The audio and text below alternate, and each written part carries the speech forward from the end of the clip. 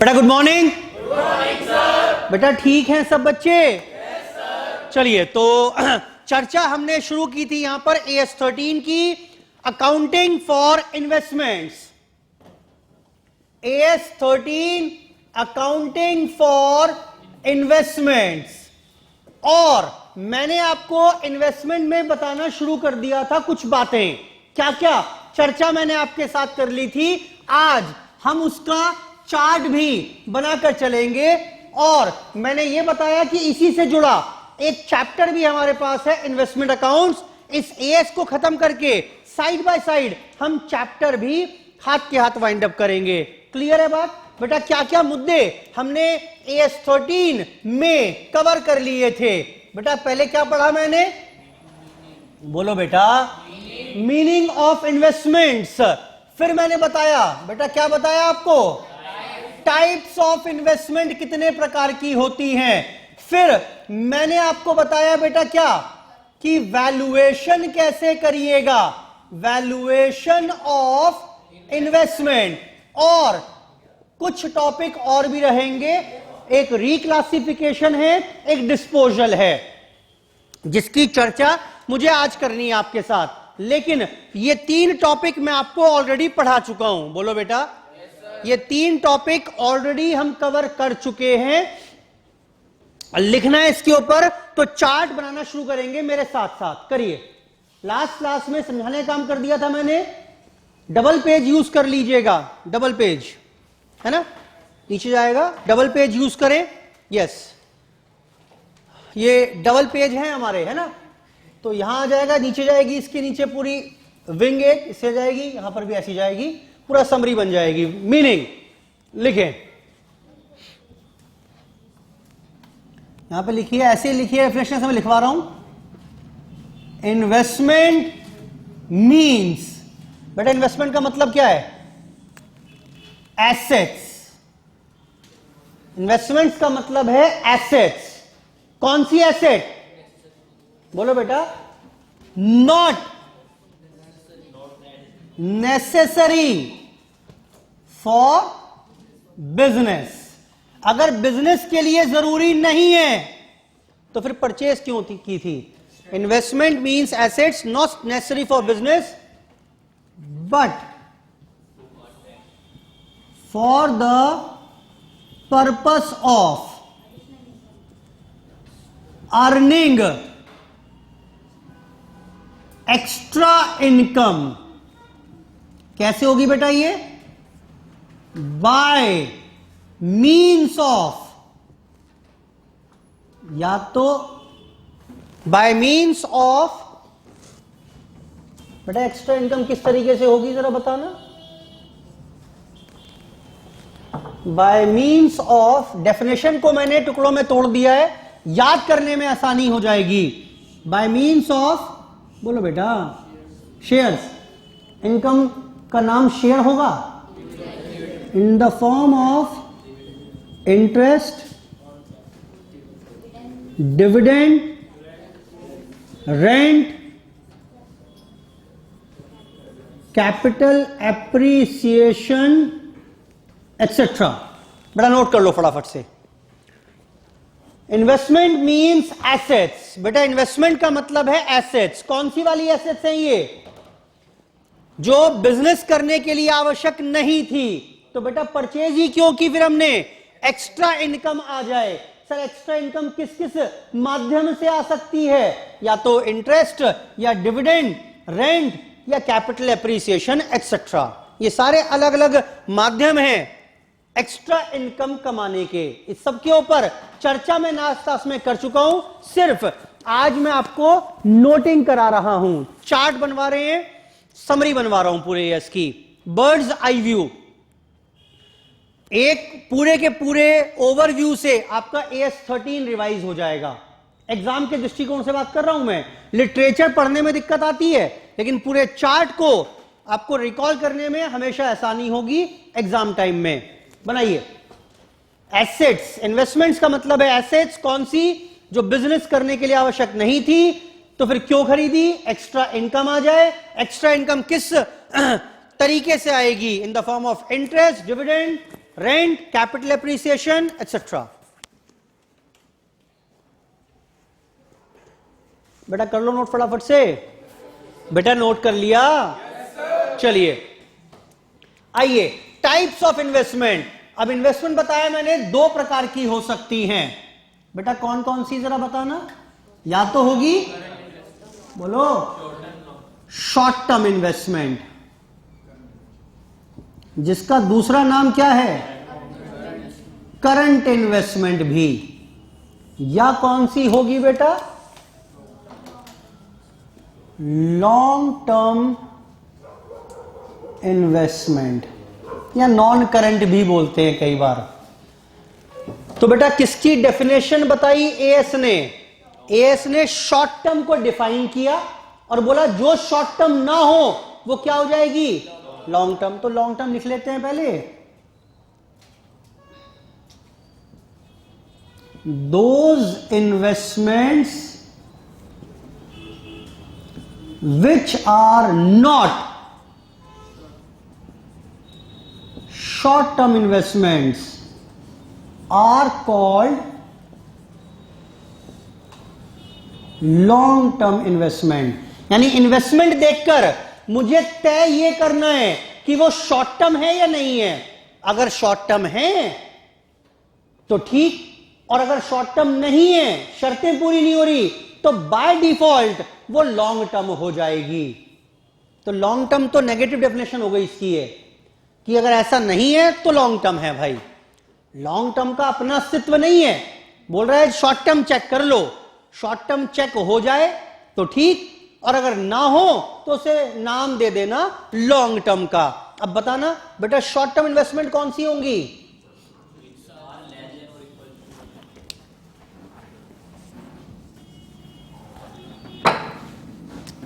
लिखें, investments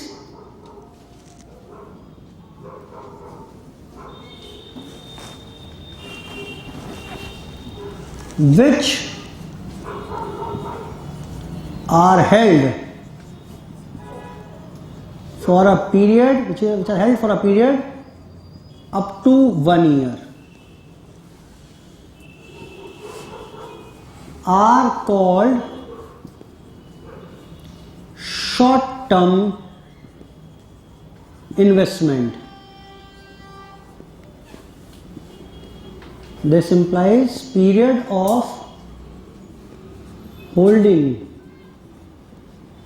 should be less than equal to 1 year। उसी बात को लिखा है दोबारा से इक्वेशन की फॉर्म में।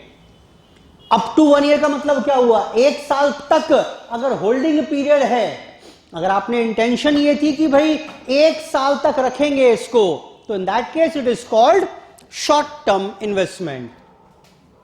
Short term investment.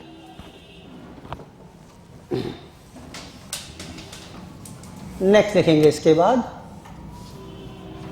ये टॉपिक हम लास्ट में चर्चा कर चुके हैं, वैल्यूएशन ऑफ इन्वेस्टमेंट्स।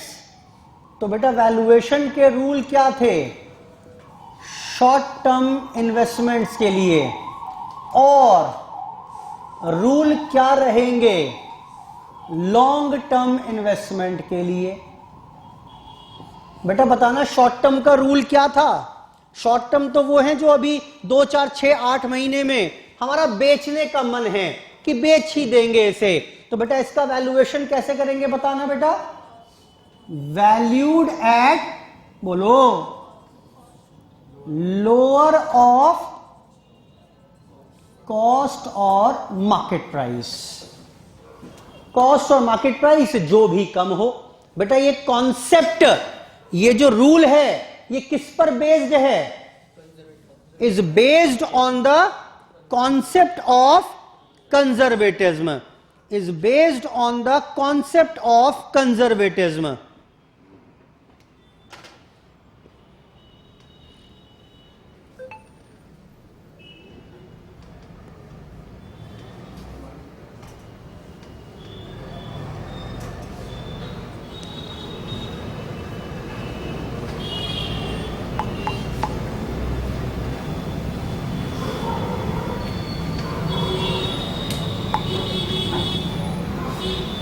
करिए बेटा फटाफट से।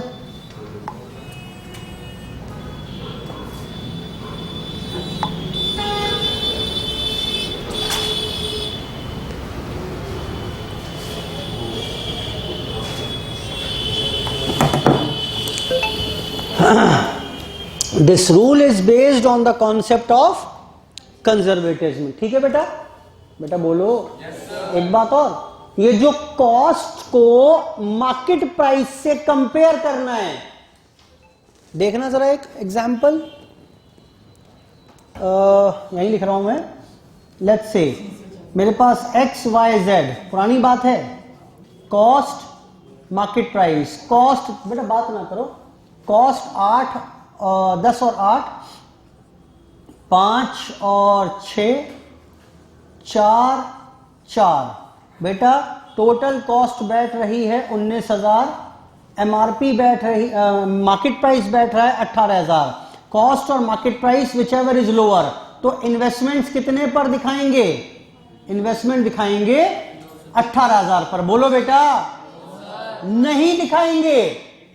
Comparison of cost with NRV has to be made on item by item basis. सुनो ध्यान से, क्यों करते हैं ऐसा?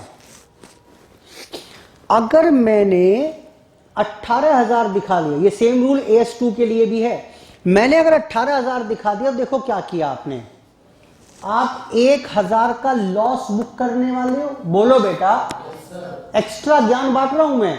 19,000 की इन्वेस्टमेंट पड़ी है, आप कह रहे हो 18,000 दिखाऊंगा, 1,000 का लॉस बुक करूंगा, यही करने वाले हो आप। तो पता है आपने क्या किया? इनडायरेक्टली आपने ये किया, आपने 2,000 का लॉस तो ये पकड़ा, बोलो 1,000 का गेन ये पकड़ा, यहां कुछ नहीं, तो आपने नेट कर दिया 1,000 का लॉस। अगर आपने 18 पर वैल्यू किया तो 1,000 का लॉस इस तरीके से बुक किया है। समझ में आ रहा गलती क्या हुई? बताओ क्या गलती हुई? गलती ये हुई, ये तो पूरा बुक होना था और ये क्या होना था? ये इग्नोर होना था भाई। अगर हम टोटल को कंपेयर कर रहे हैं तो ये गेन इस लॉस को डिस्टर्ब कर रहा है। बेटा हो रहा है कि नहीं हो रहा है? आपको इंप्लीकेशन समझ में आ रही है कि नहीं आ रही है? जबकि ये तो आउटराइटली इग्नोर होना था, जबकि इस गेन ने डिस्टर्ब कर दिया। तो इसलिए comparison has to be made on item by item basis. लिखो नोट इसी में नीचे, इसी में लिखिएगा नोट, या स्टार लगा के नीचे लिख लो, वैल्यूड पर स्टार लगाओ और नीचे लिखो उसको। मैं इसको हटा रहा हूं, जगह नहीं है मेरे पास, क्योंकि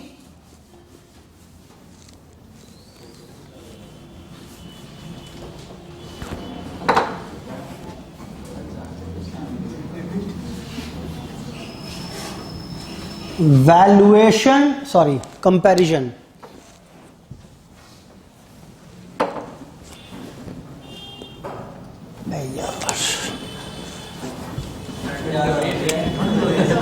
हाँ ठंड हो रही है। Comparison of cost with market value has to be made on item by item basis. Question आ चुका है इसके ऊपर एग्जाम में। Has to be made on item by item basis. Total cost of investments can not be compared with total market value of investment. कोई नई बात नहीं बता दी वैसे मैंने आपको, बस पुरानी ही बात थी जिसका और डिटेलिंग कर दी यहां पर।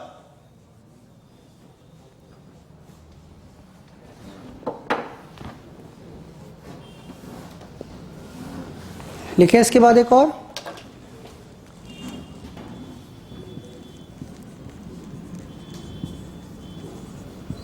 above rule of comparison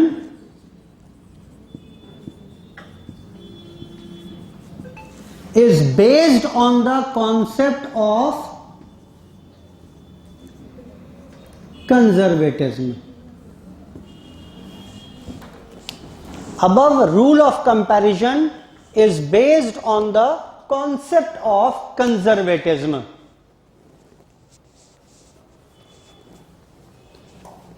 बेटा आई होप ठीक है सारी बात यहां तक तो बोलो बेटा। आइए लॉन्ग टर्म इन्वेस्टमेंट्स की बात करते हैं। बेटा इसका वैल्यूएशन कैसे करेंगे बोलो, लिखें always valued at cost, always valued at cost. हमेशा लॉन्ग टर्म इन्वेस्टमेंट्स को कॉस्ट पर दिखाएंगे, लेकिन इसमें एक एक्सेप्शन बता दिया था मैंने, बताना बेटा क्या था, लिखो इसके आगे, accept when there is a permanent decline in the value of investment, except when there is permanent decline in the value of investment. सबकी एक्सप्लेनेशन मैं आपको ऑलरेडी बता चुका हूं, सबकी एक्सप्लेनेशन लास्ट क्लास में हम चर्चा डिटेल में कर चुके हैं। बेटा ठीक है बात ये? चलिए और देखते हैं हम नेक्स्ट टॉपिक, वैल्यू एडिंग। उसी के आगे चार्ट में एक और बनाइए वहां पर branch, reclassification of investments, reclassification of investments. दो ही और हैं इसमें, ये मेन है, फिर एक छोटा टॉपिक और है बस, इसके बाद खत्म। एस यहां लिखें रिक्लासिफिकेशन ऑफ इन्वेस्टमेंट्स। दो बातें हो सकती हैं, from long term investments to short term investment, और दूसरा कौन सा बेटा, from short term investments to long term investments, from long term to short term, from short term to long term.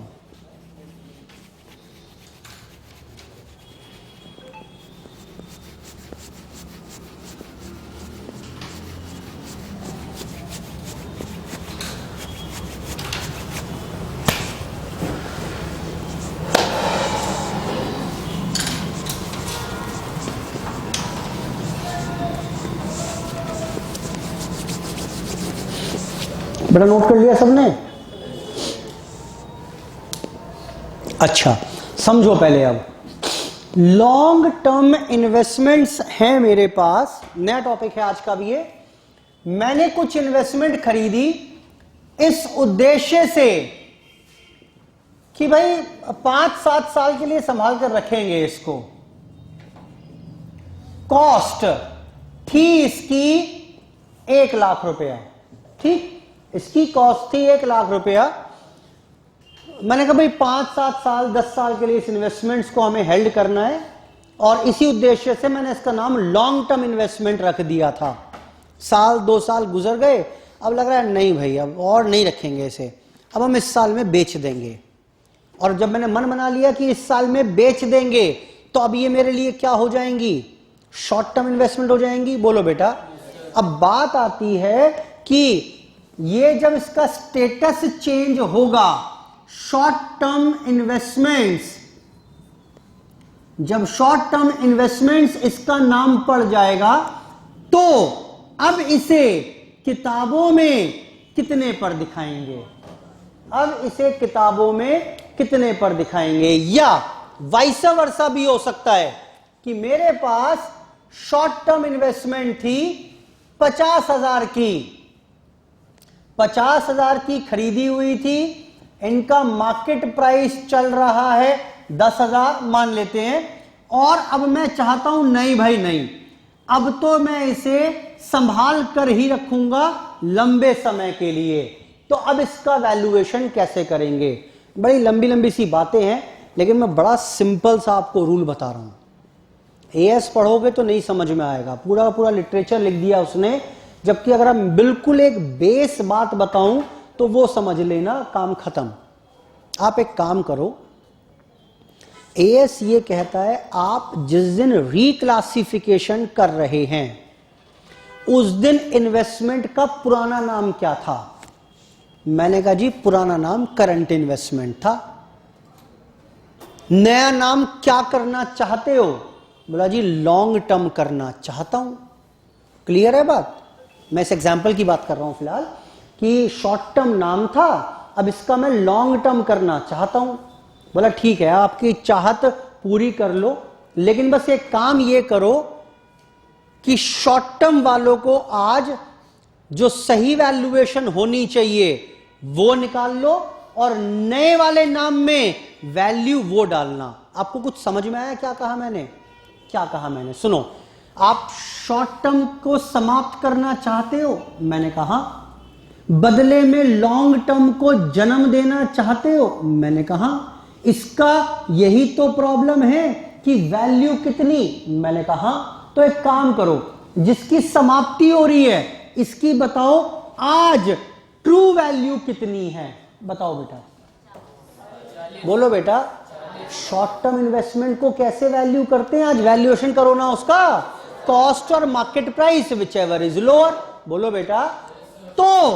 तो इसकी ट्रू वैल्यू 40,000 है कि नहीं है? तो ये जो नई लॉन्ग टर्म इन्वेस्टमेंट होंगी, इनका नाम जब चेंज करोगे इसकी वैल्यू भी कितनी आएगी? काम खत्म। खत्म। नहीं, मार्केट से ऐसे कैसे समझ लोगे? ऐसे कैसे समझ लोगे? नहीं नहीं, समझो, अगर आप ये बोल रहे हो तो फिर इसका मतलब तो ये हो गया 80,000 रुपए है मार्केट प्राइस। अब क्या करोगे?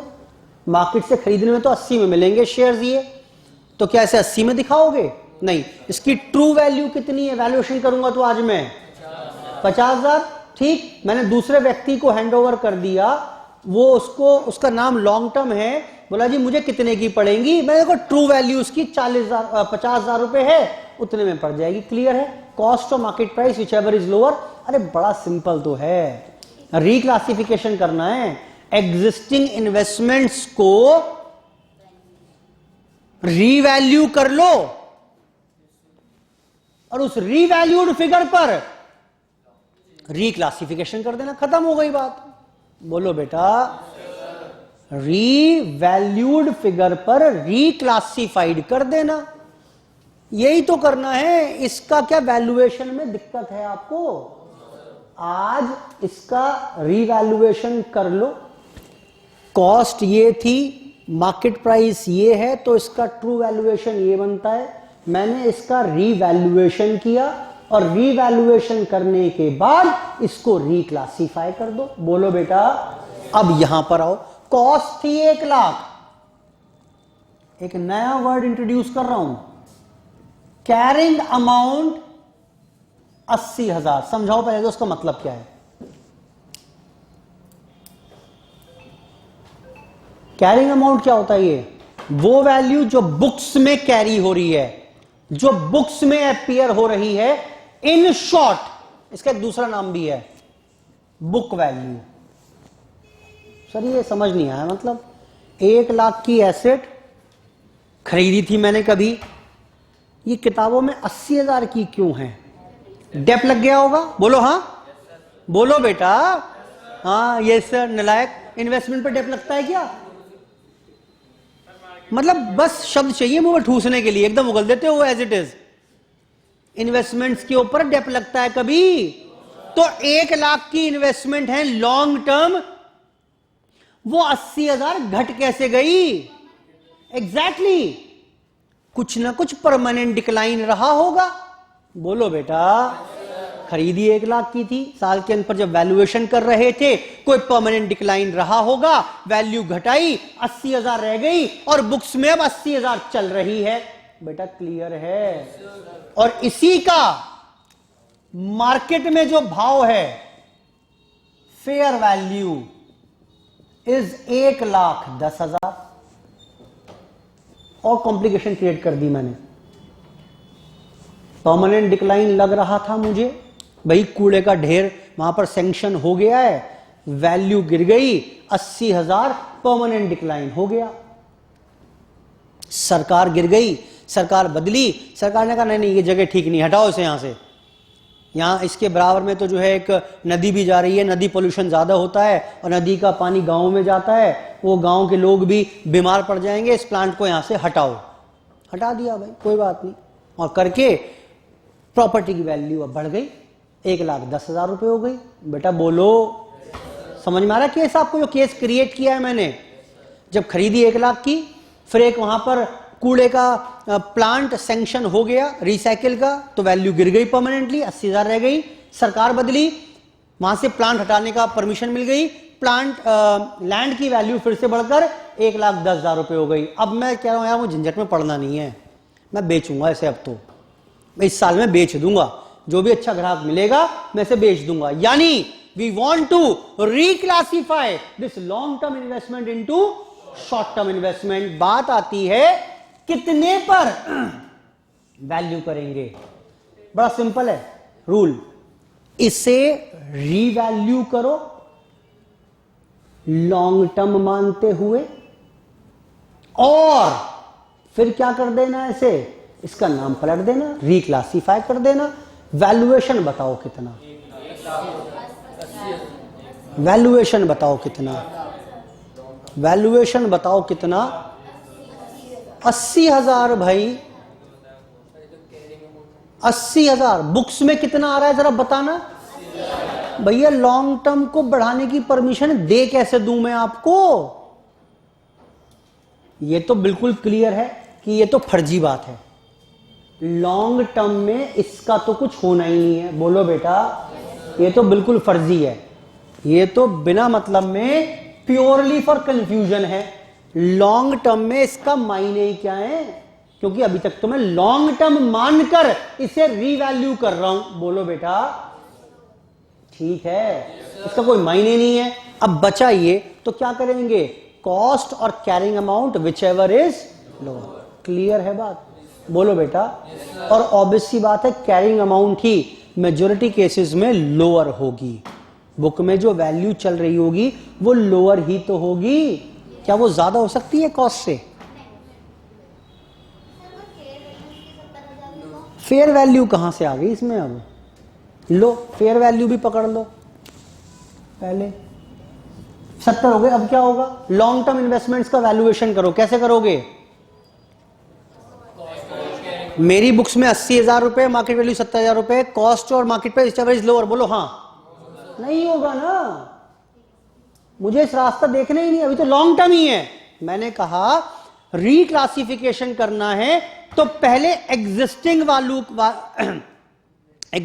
वालों को रीवैल्यू करो। आओ रीवैल्यू करते हैं। तो रीवैल्यू का तरीका क्या है? Long term investments are always valued at cost. बोलो बेटा। और कॉस्ट का मतलब यहां क्या हो गया? क्योंकि कॉस्ट ये थी, ये क्या है? ये रिवाइज्ड कॉस्ट ही तो है। बोलो तो 80,000 वैल्यू होगा, कम हो या ज्यादा हो इससे तो मतलब ही नहीं है, मैंने आउटराइटली खत्म कर दिया इसे। तो किस पर वैल्यू होगी? कॉस्ट और carrying amount whichever is lower, यानी 80,000 पर। आई होप ठीक है बात बेटा, ये नोट करो पहले इसे, फिर क्वेश्चन करते हैं, फिर समझ में आएगा और दोबारा बात करेंगे अभी इसकी।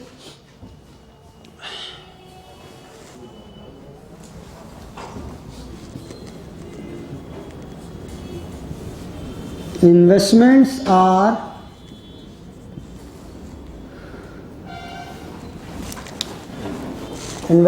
are reclassified at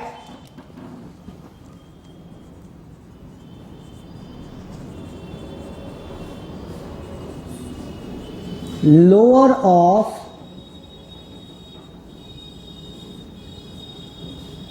cost और कैरिंग अमाउंट। और अगर शॉर्ट टर्म से लॉन्ग टर्म पर जा रहे हैं तो investments are reclassified at lower of cost और मार्केट प्राइस। मार्केट प्राइस कह लो या ये फेयर वैल्यू भी हो सकती है, कुछ भी कह सकते हैं। लो जी, खत्म। पहले नोट कर लो इसको, लिखो एक और लास्ट एक लाइन लिखवा दूं बस, एएस खत्म करके क्वेश्चंस पर आएंगे फिर। डिस्पोजल ऑफ इन्वेस्टमेंट्स लिखना बेटा, लास्ट ब्रांच निकालिए इसकी, डिस्पोजल ऑफ इन्वेस्टमेंट्स।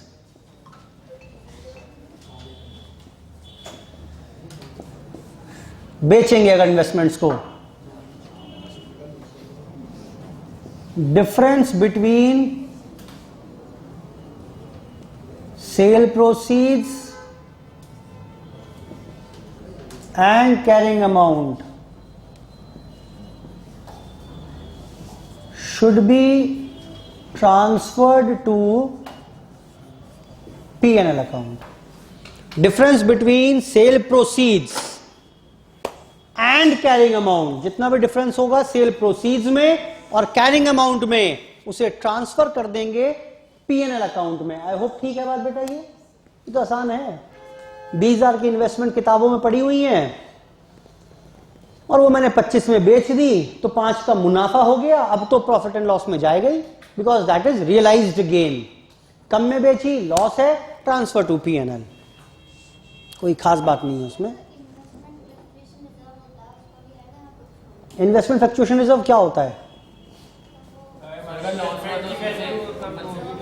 वो देखो सिर्फ इसलिए होता है कि आपकी इनकम को यूनिफॉर्म रखने के लिए, बहुत ज्यादा इंपैक्ट ना पड़े। ये जो आप घटा रहे हो इन्वेस्टमेंट की वैल्यू मान लेते हैं, वो P&L में जाएगी कि नहीं जाएगी? किसी साल का P&L इफेक्ट हो जाएगा, किसी का नहीं होगा। तो मैंने उसके लिए क्या किया, एक रिजर्व बना लिया, हर साल 20,000 इन्वेस्टमेंट फ्लक्चुएशन रिजर्व में डाल दिया करूंगा, मेरे प्रॉफिट पर यूनिफॉर्म इफेक्ट पड़ेगा और वो जो रिजर्व बना हुआ है, जो लॉस हर साल होगा अब, वो वहां से सेट ऑफ कर लिया करेंगे। उसका काउंटिंग का पार्ट है, एएस से कोई मतलब नहीं है उसका। कमिंग बैक, क्वेश्चंस पर आइए बेटा फटाफट से। अब आइए क्वेश्चंस पर, सिंपल सिंपल से क्वेश्चंस हैं, कोई खास दिक्कत नहीं है। क्वेश्चन नंबर 2 पढ़िए बेटा। Question number 2, messrs Innovative garments manufacturing company limited invested in shares of another company on 1st October at a cost of 2.5 lakh. It also earlier purchased gold. बेटा 1 अक्टूबर 2011 को मैंने शेयर्स खरीदे थे 2.5 लाख के। हमने गोल्ड भी खरीद रखा था 4 लाख का, सिल्वर 2 लाख का, on 1 March 2009। Market value of our investments are as follows. आज की मार्केट प्राइस दे रखा है। How above investments will be shown in the books of accounts of Messrs Innovative Garments at the year ending 31 March 2012 as per provisions of AS 13 accounting for investments. बताओ जी, पहली बात तो इन इन्वेस्टमेंट्स को classify करिए कि ये लॉन्ग टर्म है या शॉर्ट टर्म है। वैल्यूएशन तभी कर पाएंगे ना। बताओ बेटा, बोलो बेटा बोलो। बेटा शेयर्स शॉर्ट टर्म दिख रहे हैं आपको? अभी अक्टूबर 11 में खरीदे हैं, आज 31 मार्च 2012 को हो, 6 ही महीने तो हुए। बोलो बेटा। और जो ये इन्वेस्टमेंट्स हैं ये कौन सी हैं? सॉरी, गोल्ड और सिल्वर क्या हैं? तो शॉर्ट टर्म इन्वेस्टमेंट्स कैसे वैल्यू करेंगे? बोलो बेटा। शेयर्स तो वैल्यू करेंगे 2,50,000 और 2,25,000, विच एवर इज कितने पर आ जाएगा? और गोल्ड सिल्वर कितने पर वैल्यू होंगे? मार्केट प्राइस इररिलेवेंट है? नो सर, सिल्वर गोल्ड में मार्केट प्राइस इररिलेवेंट हो गया। Will be shown at cost price since these are long term investments. बोलो बेटा। परमानेंट डिक्लाइन नजर नहीं आ रहा मुझे ये, अगर है तो भाई शेयर्स में, सॉरी गोल्ड में और सिल्वर में कोई परमानेंट डिक्लाइन नाम की चीज होती नहीं है। बोलो बेटा। चलिए क्वेश्चन नंबर आइए 4, कर लोगे इसको? क्या लिखोगे? As per AS13 in the given case shares are short term investment, therefore should be valued at cost or market price whichever is lower. That is valuation of shares is equal to 225 or 250 whichever is lower is equal to 225. However, gold and silver seems to be long term investments, therefore these are valued at cost, market price is irrelevant, hence valuation of gold and silver is the 4 lakh plus 2 lakh यानी 6 लाख. बोलो बेटा. Question number 4 पर आइए, आसान है. 4 पर आइए. How will you deal with the following in the financial statements of Paridhi on 31 March 16 with reference to AS13? क्या? Paridhi invested in shares of another unlisted company. मैंने शेयर्स खरीदे किसी के 1 मई 2012 में 3 लाख रुपए के, with the intention of holding them more than a year. दिख भी रहा है? 12 में खरीदे, 16 में आ गए आज. लॉन्ग टर्म इन्वेस्टमेंट है शेयर्स में. 3 लाख के खरीदे थे. The published accounts of unlisted company received in January reveals. अब खाते बोल रहे हैं जिस कंपनी के शेयर्स मैंने खरीदे वो कंपनी बोल रही है कि कैश लॉसेस हो गए हमारे बहुत सारे, with decline in market share, और इन्वेस्टमेंट्स जो अब मैंने कर रखी हैं may not fetch more than 45,000. कुछ समझ में आया कि नहीं आया क्वेश्चन? क्या समझ में आया बताओ? मैंने कोई 3 लाख के शेयर खरीदे थे आज से 4-5 साल पहले, चल रहे थे मेरी किताबों में, लॉन्ग टर्म इन्वेस्टमेंट सोच कर लिए थे. 3-4 साल बाद क्या हुआ? आज 3-4 साल बाद यह हुआ कि उनकी मार्केट प्राइस कम हो गया, गिर गया. क्यों? कंपनी को ह्यूज घाटे हो गए, और जिससे लग रहा है कि मार्केट में शेयर का प्राइस गिर गया और 40,000 रुपए रह गया. 45,000 रुपए. 3 लाख वाली कॉस्ट है और मार्केट प्राइस 45,000 रुपए है इन लॉन्ग टर्म इन्वेस्टमेंट्स की. बताओ क्या करोगे? हाँ जी बोलो ना, ऐसे क्या बोल रहे हो? 2,55,000. शाबाश. 3 लाख. हाँ जी परमानेंट डिक्लाइन है 45,000 रुपए का. परमानेंट डिक्लाइन है. किसने कहा परमानेंट डिक्लाइन है? कैश लॉसेस हो गए, अगली बार प्रॉफिट हो जाएगा. मुझे नहीं पता. देखो मुझे नहीं पता कि आपको ओपिनियन देना है अपना, और जब ओपिनियन होता है तो ओपिनियन क्या होता है? ओपिनियन इस प्रकार से होता है. आप क्या बोलोगे? As per AS13 long term investments are always valued at cost except when there is permanent decline in the value of investment. AS13 ये कहता है. नाउ अगला paragraph. Now in the given case study investment in shares are long term in nature, and if the fall in the value of investment is permanent in nature, then the investment should be valued at 45,000. Whereas if the fall in investment is not permanent in nature, then investments will continue to appear at rupees 3 lakh. आपको समझ में आई बात? अरे भाई सुलहनामा ऐसी तो कराओगे. कोई 2 जने लड़ने आए, लड़के आपके पास आए, आप क्या कहोगे? भाई देखो ऐसा है तो ये कर लेना, और आप ऐसा जो बोल रहे हो अगर इसका एविडेंस है तो ये हो जाएगा. बेटा क्लियर है? एज एन ऑडिटर आपको अपना ओपिनियन देना है तो इस प्रकार से काम होगा. बेटा बोलो. जो ऑडिट में क्वेश्चन आते हैं उसमें भी अकाउंटिंग स्टैंडर्ड के क्वेश्चन आते हैं, और वहां पर न्यूमेरिकल वाले नहीं आते, वहां पर ऐसे ही आते हैं ओपिनियन देने वाले कि भाई ऑडिटर हैं आप बताओ क्या राय दोगे क्लाइंट को अपने. तो मुझे तो पता नहीं ना कि परमानेंट डिक्लाइन है कि नहीं है. मुझे नहीं पता कि जो कैश लॉस हुए थे क्यों हुए थे, क्या ये आगे भी होंगे या आगे प्रॉफिट हो जाए. मुझे क्या पता भाई, मैं अकाउंटेंट आदमी हूं. मैं तो बोल रहा हूं आपको, देख लो अपने आप.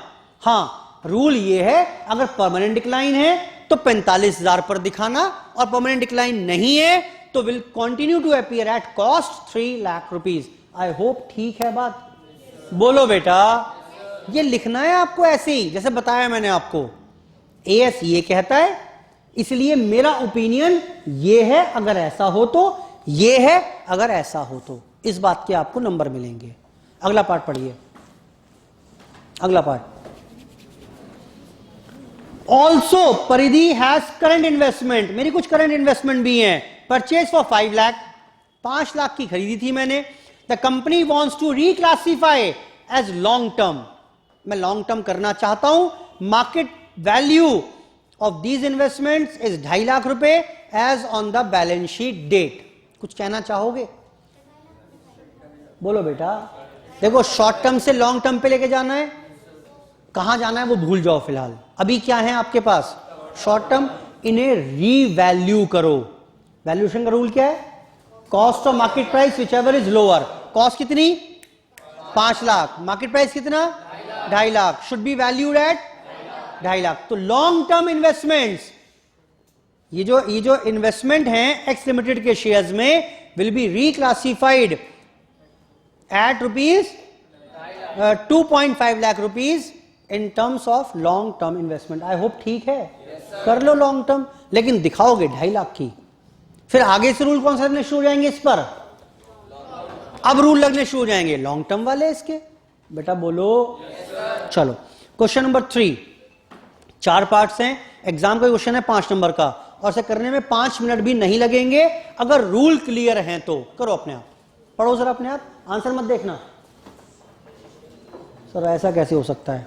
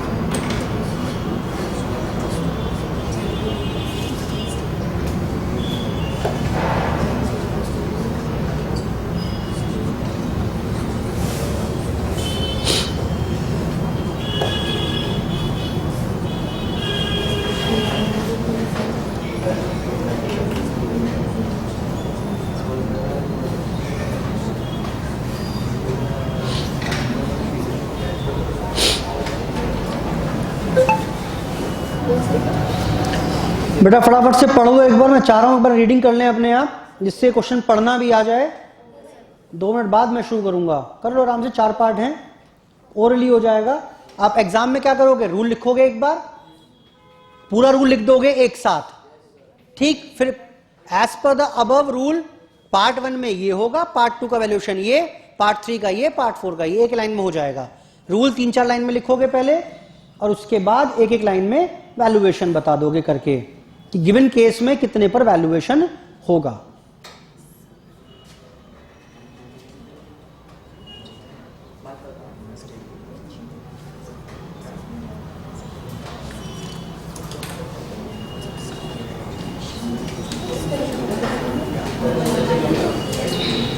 बेटा पढ़ लें क्या एक बार? चलिए फिर सुनिए एक बार। जो एग्जिस्टिंग कैटेगरी है इन्वेस्टमेंट की, उसको एज इट इज वैल्यूएशन कर लो, और जो वैल्यूएशन निकल कर आए वो नई कैटेगरी में डाल देना। बेटा समझ में आ रहा है? पढ़ो। लॉन्ग टर्म इन्वेस्टमेंट थी ए की, कॉस्टिंग 8.5 लाख, इसको करंट में लेकर आना है। Company has reduce the value of investments to 6.5 lakh. ये क्यों हुआ होगा? तो परमानेंट, हाँ लिखा तो है, to recognise a permanent decline in value. खरीदी कोई 8.5 लाख रुपए में थी, कोई परमानेंट डिक्लाइन हो गया था, इसलिए 2 लाख घटा दिए थे। किताबों में ये 6.5 पर चल रही है। भाव कितना है इसका मार्केट में? 6.80 लाख रुपए, 6.8 लाख रुपए। बोलो बेटा। लॉन्ग आप छोड़ो ना, क्वेश्चन रिक्लासिफिकेशन का है ही नहीं, आप तो वैल्यूएशन कर दो बस। लॉन्ग टर्म इन्वेस्टमेंट को आज कितने पर वैल्यू करोगे? कॉस्ट और carrying amount whichever is lower, कौन सी लोअर है? 6.5 lakh. Therefore these investments are reclassified in short term investments at rupees 6.5 lakh रुपए। बेटा क्लियर है? Second part, long term investment 7 lakh की थी, रिक्लासिफाई करना है करंट में, इनका भाव मार्केट में 8 लाख रुपए है और बुक वैल्यू भी 7 लाख है। ऐसा कैसे? मतलब कॉस्ट भी 7 लाख और किताबों में भी 7 लाख पर चल रही है। होना ही ये चाहिए, लॉन्ग टर्म तो हमेशा कॉस्ट पर ही आती है किताबों में, तो लॉजिकली तो बुक वैल्यू हमेशा कॉस्ट के बराबर ही होनी चाहिए। हाँ, एक आध केस होते हैं जब वो परमानेंट डिक्लाइन हो तो बोलो बेटा, तो अनयूजुअल बात कहां है? 7 लाख में खरीदी थी, आज तक किताबों में 7 लाख पर चल रही है और मार्केट में भाव 8 लाख रुपए है। बोलो बेटा क्या कहना चाहोगे? लॉन्ग टर्म इन्वेस्टमेंट को आज अगर वैल्यूएशन करेंगे तो 7 लाख पे करेंगे ना, बस वही वैल्यू चिपका दो नई क्लासिफिकेशन पर। यानी इन the given case short term investments, sorry, the given long term investments will be reclassified in short term investment at a value of rupees cost or carrying amount whichever is lower, यानी 7 लाख रुपए। बेटा ठीक है? Current investment थी मेरे पास 10 लाख रुपए वाली, उनको मुझे लॉन्ग टर्म में करना है और रिटेन करना चाहता हूं क्योंकि मैं मार्केट वैल्यू 12 लाख रुपए है। और छोड़ो क्या करना चाहते हैं, क्या है आपके हाथ में आज? करंट है, आओ उसका वैल्यूएशन करते हैं। Cost of market price whichever is lower, कितना? 10 लाख। तो बस the current investments in the given case are reclassified, will be reclassified into long term investments at a value of cost of market price whichever is lower, यानी 10 लाख। काम खत्म। क्या है rocket science इसमें भाई? समझ में नहीं आता ये, पता नहीं क्यों समझ नहीं आता बच्चों को। आप AS 13 पढ़कर देखना, ना सिर पकड़ के बैठ जाओ तो बात रही, बट बहुत सिंपल है भाई। So that is the main advantage of these chart। ये जो समरी है ना, इसका यही एडवांटेज है। पढ़ो और आगे। करंट इन्वेस्टमेंट्स डी में किया हमने 15 लाख रुपए, क्लासिफाई करना है लॉन्ग टर्म में, मार्केट वैल्यू 14 लाख रुपए है। क्या करेंगे? 14 लाख में खत्म बात। बेटा क्लियर है? चलिए, इसके साथ ही हमारे पास AS 13 की चर्चा यहां पर समाप्त हो जाती है। ठीक, आज की चर्चा यहीं पर फिनिश करेंगे। धन्यवाद, बाय बाय। नेक्स्ट अब हम चैप्टर शुरू करेंगे एक इन्वेस्टमेंट अकाउंट, जहां से 10 से 12 से 16 नंबर तक का क्वेश्चन एग्जाम में आता है और अब आपको होमवर्क भी मिलेगा कल से।